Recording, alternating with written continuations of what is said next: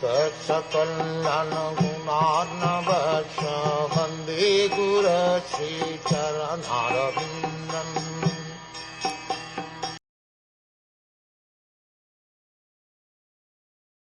After the end of the battle of Kurukshet, the Lord said, "The abatement of the earth's great burden, 18 Akshawanis, has now been effected with the help of Dron, Bhishma, Arjun and Bhim. But what is this? There is still the great strength of the Yadu dynasty, born of myself, which may be a more unbearable burden.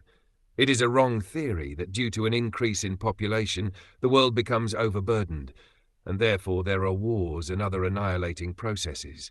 The earth is never overburdened.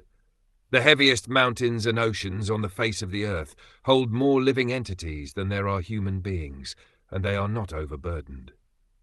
If a census were taken of all the living beings on the surface of the earth, certainly it would be found that the number of humans is not even 5% of the total number of living beings.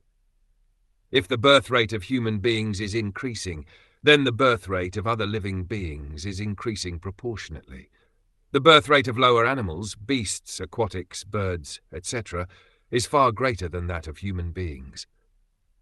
There is an adequate arrangement for food for all the living beings all over the earth by the order of the Supreme Lord, and he can arrange more and more if there is actually a disproportionate increase of living beings. Therefore, there is no question of an increase in population causing a burden. The earth became overburdened due to dharma glani, or irregular discharge of the Lord's desire. The Lord appeared on the earth to curb the increase in miscreants and not the increase in population, as is wrongly put forward by the mundane economist. When Lord Krishna appeared, there had been a sufficient increase in miscreants who had violated the desire of the Lord. The material creation is meant for fulfilling the desire of the Lord, and his desire is that the conditioned souls who are unfit to enter into the kingdom of God have a chance to improve their conditions for entering.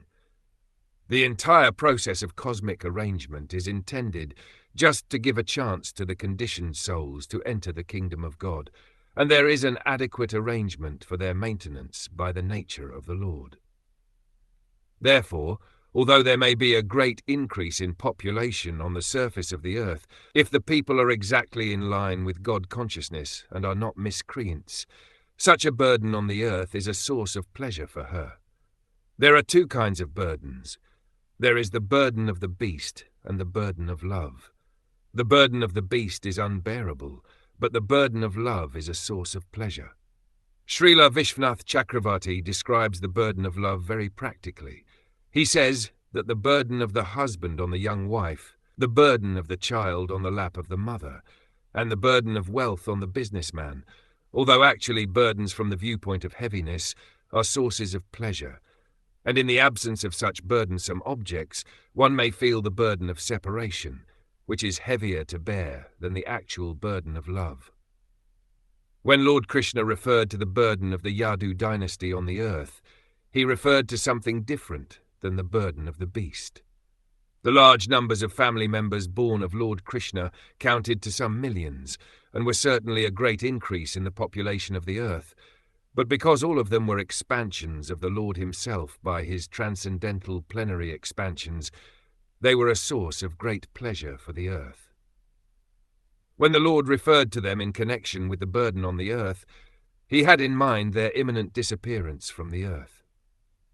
All the members of the family of Lord Krishna were incarnations of different demigods, and they were to disappear from the surface of the earth along with the Lord. When he referred to the unbearable heaviness on the earth in connection with the Yadu dynasty, he was referring to the burden of their separation. Srila Jiva Goswami confirms this inference.